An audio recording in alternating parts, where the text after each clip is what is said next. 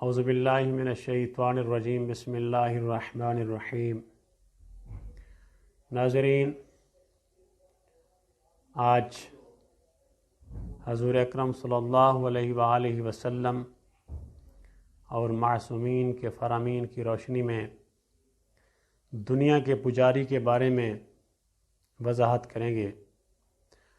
ہمارے نبی اکرم صلی اللہ علیہ وآلہ وسلم نے ارشاد فرمایا، ملعون ہے وہ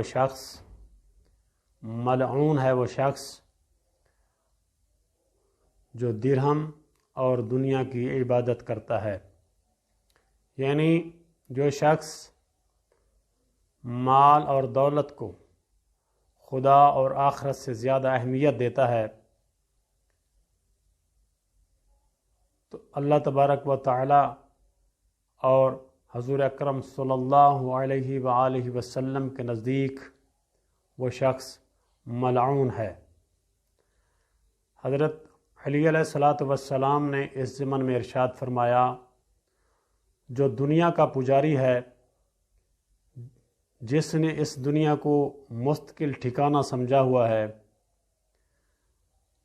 اور اس دنیا کو آخرت کی زندگی پر، آخرت کی دنیا پر ترجیح دے رہا ہے، تو اس طرح وہ اپنی آخرت برباد کر رہا ہے۔ اس ضمن میں امام جعفر صادق علیہ السلام نے ارشاد فرمایا، جو شخص گناہ کی بات میں سے کسی کی اطاعت کرتا ہے وہ اسی کا غلام ہے۔ یعنی کہ ہم بحیثیت مسلمان یہ دعویٰ کرتے ہیں کہ ہم نبی کے غلام ہیں، ہم اللہ تبارک و تعالی کے غلام ہیں، ہم اصحابہ کرام کے غلام ہیں، لیکن ہم اپنی عملی زندگی میں دنیا کی غلامی کر رہے ہیں۔ اللہ تبارک و تعالی کے احکامات، حضور اکرم صلی اللہ علیہ وآلہ وسلم کے فرامین اور ان کی زندگی سے ہم انحراف کر چکے ہیں۔ زبان سے ہم یہی دعویٰ کرتے ہیں کہ ہم ان کے غلام ہیں، لیکن انٹیریرلی ہم دنیا کی پرستش کرتے ہیں، اپنی خواہشات کے پیچھے بھاگ رہے ہیں۔ ہم نے اس دنیا کو مستقل ٹھکانہ سمجھا ہوا ہے اور آخرت کو ہم کوئی اہمیت نہیں دے رہے، تو اس سے ہماری یہ دنیا بھی تباہ ہو جائے گی اور آخرت بھی تباہ ہو جائے گی۔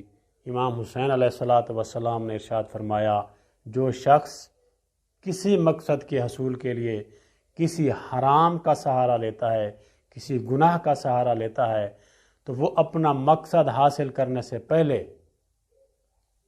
وہ جو اس نے گناہ کا سہارا لیا ہے اس کی گرفت میں پہلے آ جاتا ہے۔